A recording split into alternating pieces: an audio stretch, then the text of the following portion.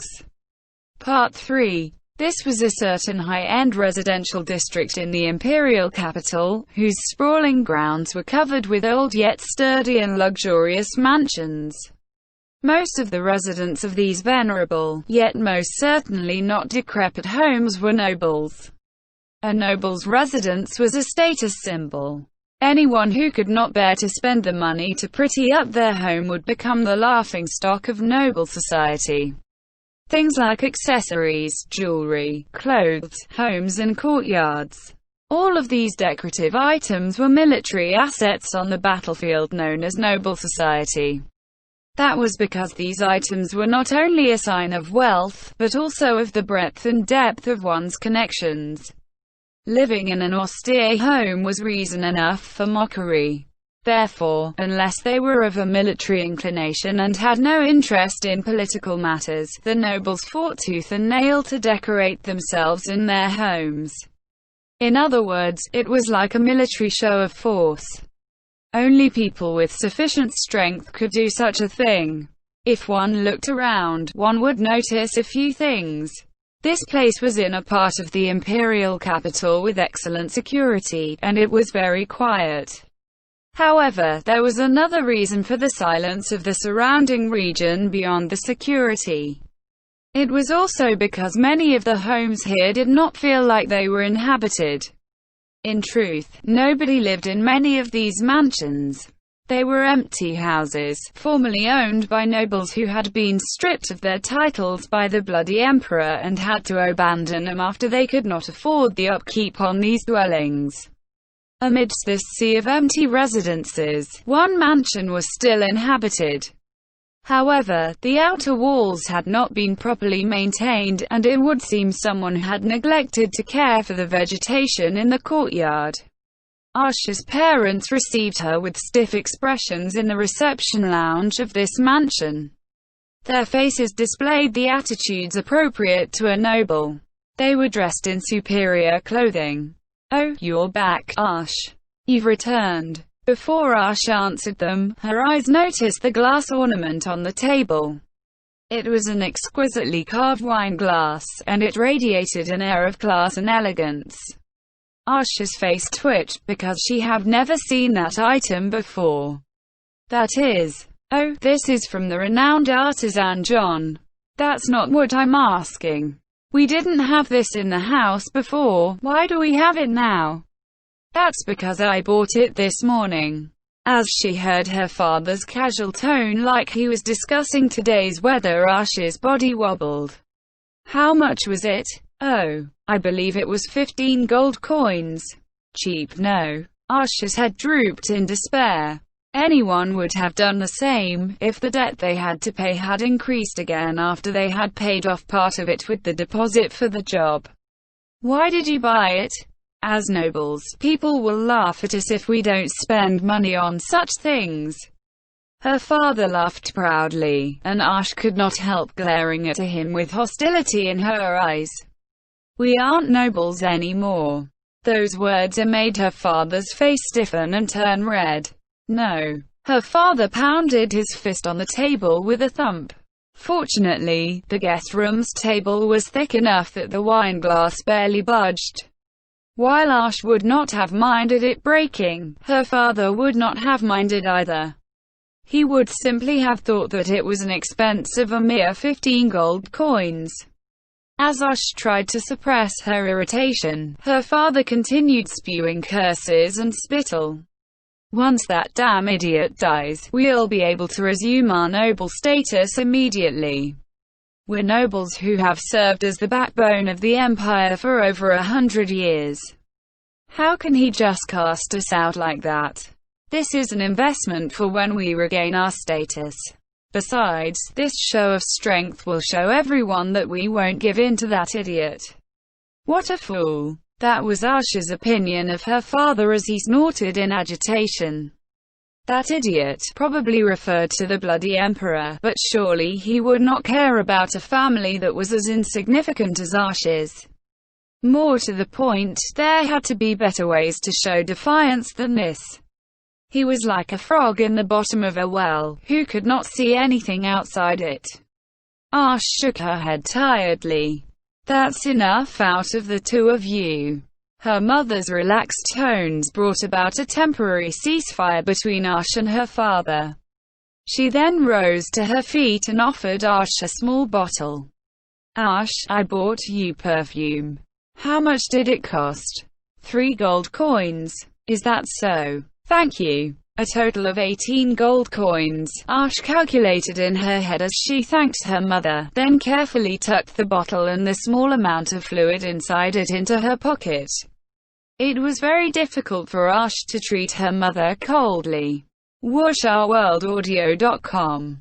That was because buying perfume or cosmetics was a very sensible purchase, from a certain point of view. Looking pretty, attending classy dinner parties and catching the eye of wealthy nobles. A woman's joy was to be married, get pregnant, bear children and raise them. That was very proper from a noble's point of view. Investing in cosmetics for that objective was hardly a mistake. Even so, she felt that buying perfume was too much when the family was in such dire straits. More to the point, 3 gold coins was enough for a plebeian family to live on for a month. I've told you several times, don't spend recklessly. Only spend the minimum amount necessary to get by. That's what I'm trying to tell you. This is a necessary expense. Ash tiredly looked at her father, who was so mad that his face was covered in red spots. They had argued like this several times in the past, and it had ended inconclusively each time. It was partially Ash's fault that things had ended up like this. If she had put her foot down earlier, perhaps things might not have ended up like this, and she would not have given Foresight trouble. I won't be bringing money back anymore. I'm taking my sisters and leaving this house. Her father began panting heavily upon hearing her calm voice. At least he's smart enough to know what'll happen to him if nobody brings home the bacon, Ash thought coldly. Who do you think brought you up so you could live the way you do now? I've more than repaid that kindness. Ash's pronouncement was simple and final. The money she had given to her parents was a sizable sum. In addition, that money had been earned through adventures. It was the money that should have been used to become stronger with her companions. While it was true that everyone was free to spend their money as they saw fit, there was a tacit understanding that most of it would go towards strengthening themselves. What would Ash's friends think when they saw how she hardly bought new equipment? Not strengthening her war gear meant that she would remain weak forever. However, the members of Foresight had not said anything to Ash. Ash had taken their kindness for granted. Ash turned a burning stare on her father. Under her unyielding gaze, her father shrank and turned away. That was only to be expected. Ash had walked the edge of death countless times. She could not possibly lose to a foolish nobleman. Ash glanced at her father once more, saw that he did not dare speak again, and left the room. She closed the door behind her, and sighed. A voice called out to her, as though it had been waiting for this moment. Young mistress. What is it, Jimaze? It was Jimaze, the butler who had served him faithfully over the years. His wrinkled face was stiff and nervous. Ash immediately realized the reason for that. That was because he often made that face in the years since her father had been stripped of his noble status. I apologize for having to tell you about this, young mistress, but... Ash raised a hand to interrupt him. The two of them felt that this was not a matter that should be discussed in the corridor right outside the RCVJNG room, and so they went some distance away. Ash took a leather purse from a hidden pocket, and opened up. Several different colors gleamed there. The most numerous were glints of silver, followed by those of copper, and the least numerous were those of gold. Will this be enough to tide you over for now? Jimaze took the purse from her. His expression had softened a little after seeing the coins within. My wage and the money for the traders. I believe it will be enough, young mistress. Good. Ash sighed in relief. While this was just financing a debt, it ought to last for a while. Couldn't you stop father from buying that thing? I could not. The seller came with a noble he knew. I tried to remind the master several times, but he still. I see. Both of them sighed. I wish to ask a question. If we terminate everyone we're employing now, how much will we need for severance pay? Jimmy's eyes went wide, and he smiled glumly. There was no shock in his facial expression. A sign that he had been prepared for this. I understand. I will calculate the amount and report it to you, young mistress. Please do. Just then, the pattering sound of quick footsteps reached her ears. She knew who had made it even without turning to look. The thin line of Asha's mouth softened, and when she turned around, she saw someone running over. The other party did not slow down, simply ran headfirst into Asha's arms. The person who had tackled Ash was a girl less than a meter tall, around 5 years old, and the shape of her eyes was very similar to Asha's. The girl puffed up her pink cheeks, seemingly very displeased. So hard. That was not a criticism of her chest being too flat after throwing herself into Ash's embrace. Her adventurer's outfit used a lot of leather and provided excellent defensive strength. The cuirass in particular was made of hardened leather. Surely the girl must have felt like her face had been flattened when she charged headfirst into it. Does it hurt? Ash touched the girl's face, and caressed her head. Not at all, Wani-sama. The little girl smiled happily, and Ash smiled to her sister as well. I shall take my leave, then. The butler departed, not wanting to disturb the two of them, and as Ash watched him go, she patted her sister's head. You lay running around in the hallway isn't. Ash swallowed her words halfway.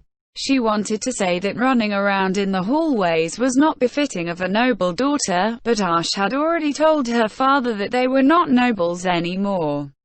In that case, what harm did it do for them to run in the hallway? Ash's hand did not stop as she thought, and the girl whose hair had been ruffled into a mess laughed innocently. Ash looked around, and saw that the other one had not come with her. Where's Kud? In her room. I see. There's something I'd like to tell you. Let's go to your room together. Her little sister smiled happily. Protecting that smile was her job.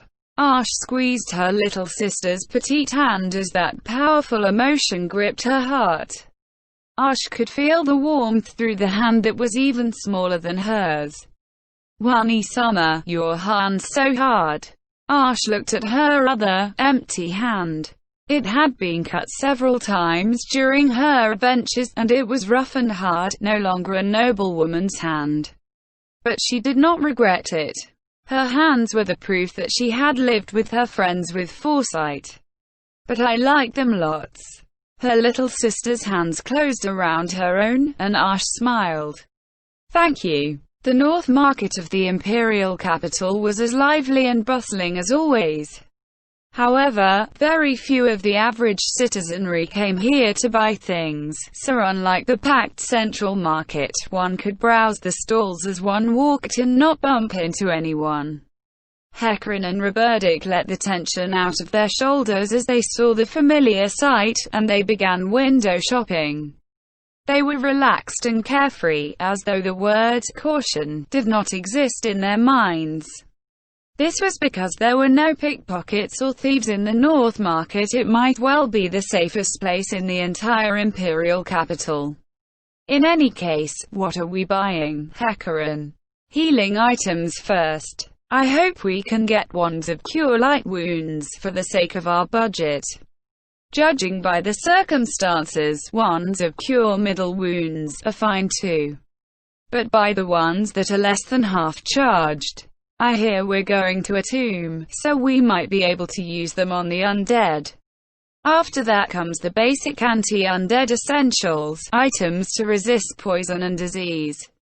Ideally, we'd be able to find some way to deal with negative energy or incorporeal undead.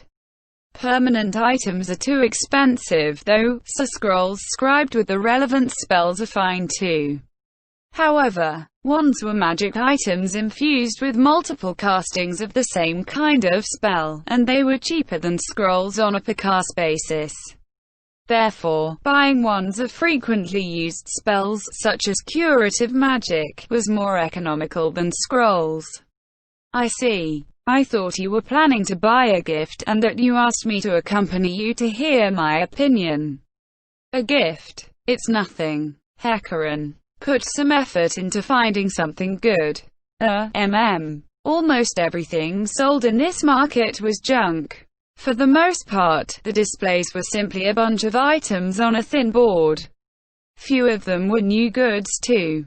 All of them looked like old or beat-up second-hand goods. Almost all the traders here looked like they could fight, complete with bulging biceps. That, or they were dressed like magic casters who looked better suited for battle than bargaining. At a glance, they looked like bodyguards, but the truth was that they were the bosses of their stalls. However, they were only bosses for today. They made their living as adventurers or workers. In other words, they were in the same business as Hecarim and Roberdic. What they sold here were items they had used before, or items they had discovered during their adventures but which their party members could not use. In that case, rather than sell them to a dedicated magical item dealer or the Magician's Guild, it would be better to find clients themselves and save themselves the expense of a middleman in the process. This approach offered many benefits to both buyer and seller. Even after factoring in the costs of paying the merchant's guild to set up a stall, they could still make a profit. For that reason, many adventurers and workers like Hecarim and his ilk would come to this place to look for hidden treasures. Some people even came here every day during their stay in the imperial capital in search of a good deal. This was also the reason why there was little crime in the North Market. Who on earth would try something on all the combat veterans here? The two of them browsed the stalls for a while. They were not gloomy, but neither were they glad. I've got nothing. Me neither. All the items on sale here were items which Hecarim and the others did not need or which they could not use. Perhaps if the two of them were low-level adventurers or freshly started workers, they might be something they could use, but unfortunately, there was nothing that the pair or even their colleagues wanted to buy. What a shame. Maybe it would be faster if we went to a regular store. Well, we were just bargain hunting here anyway. It can't be helped if we can't find anything. Well, humble scrimping like this is how you get your savings started. Savings, huh? Hecarim, what do you think's going to happen? If I could understand what you meant just from that, I could be a super high-tier magic caster. Do you mean Ush? So you did get it after all.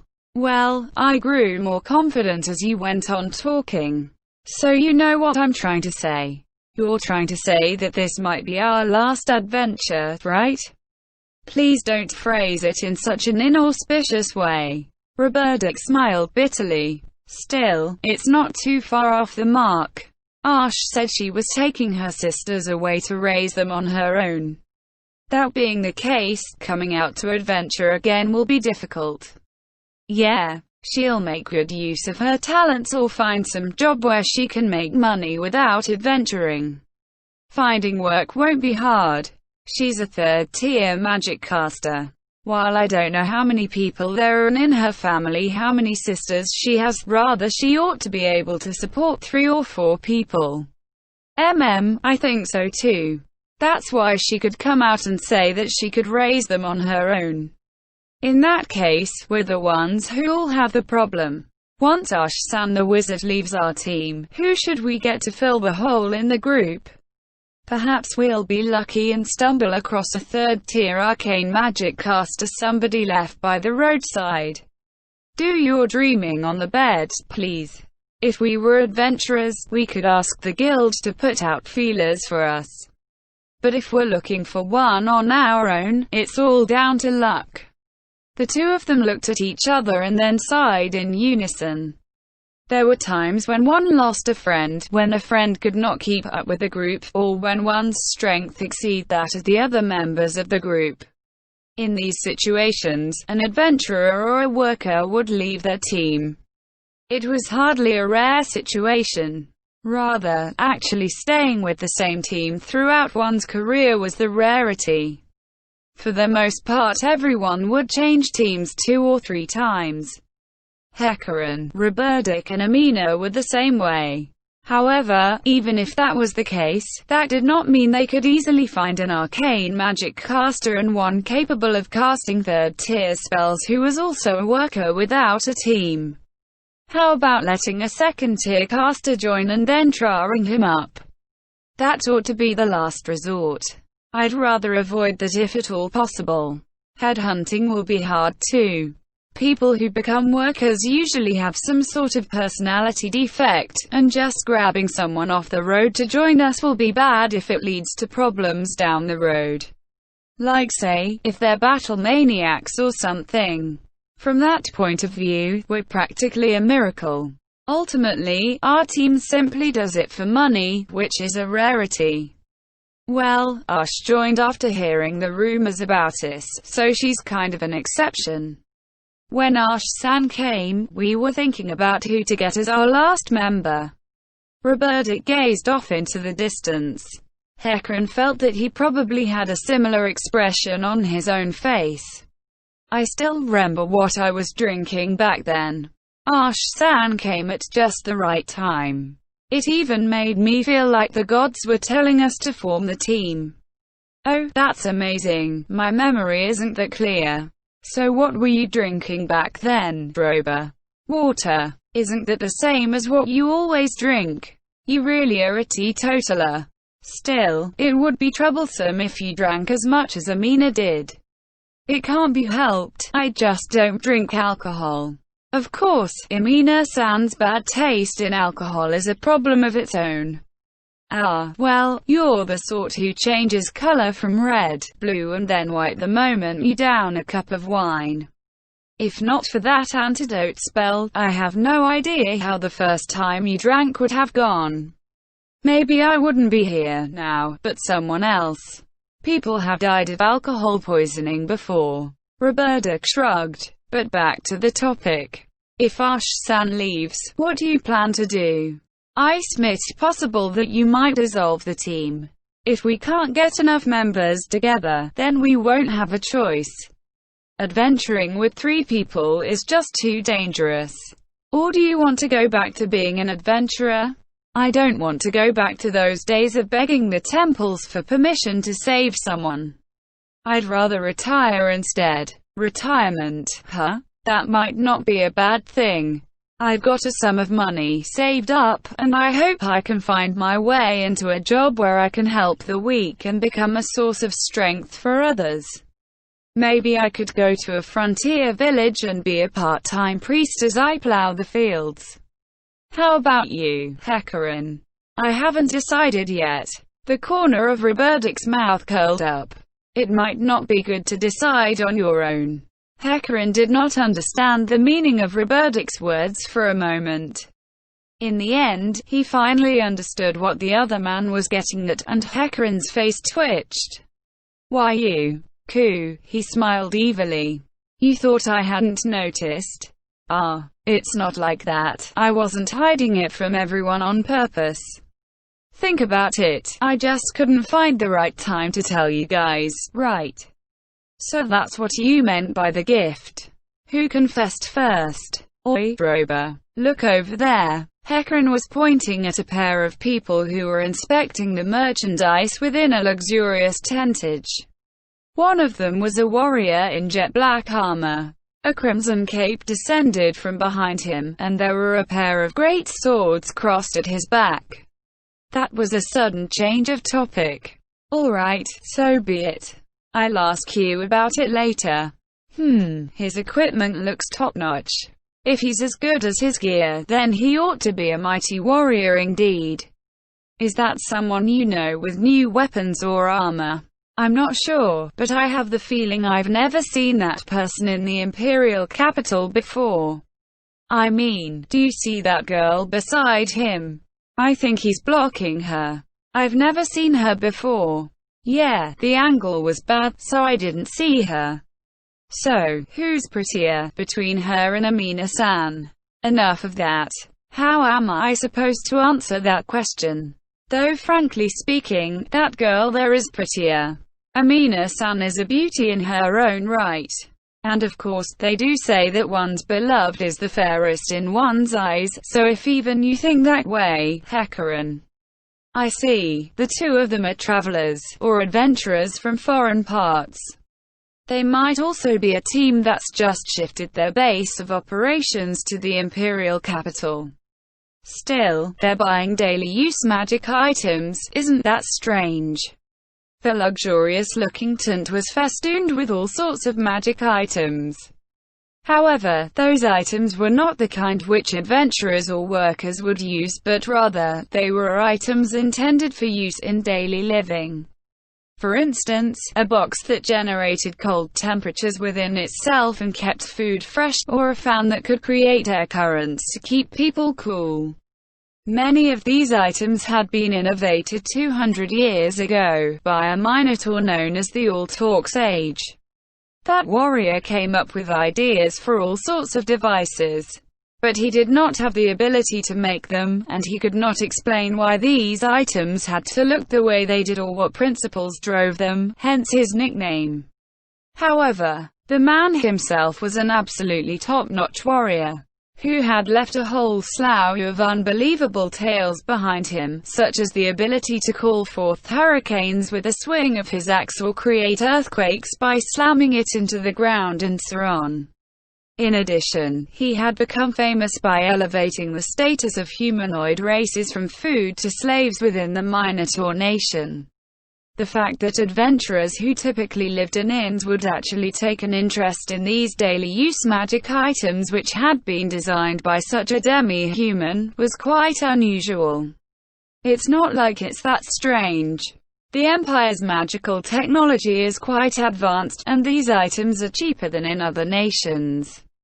They're probably thinking that it'll be worthwhile to bring 'em home, even if it does take a bit more effort. Ah, I see. Yeah, that's definitely possible. It's weird from our point of view, but if you consider it from a traveler's perspective, it's hardly strange. Indeed. From that angle, I can understand why they're picking him out so seriously.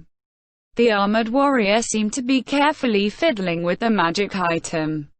He opened and closed the doors, picked it up and then turned it over. One could almost see the sweat forming on the salesman's forehead. We should probably shop for our stuff as earnestly as he does. You have a point. End chapter.